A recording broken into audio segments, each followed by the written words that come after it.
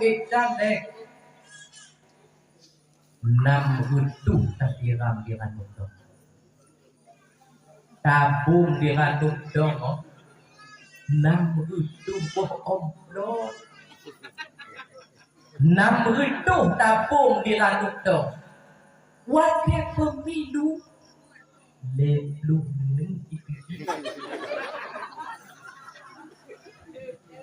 Nam gedung leblu hidup patung dan dong doang 6 gedung, lepluk 5 gedung 70. Mahal tunggu yang 5 gedung 70 aho. Nyodungnya jahat katanya. Maka di manusia di nopek taharap tak jitu tak akal kan. Jadi bagi belang pemilu ci on juri akai punya ide buku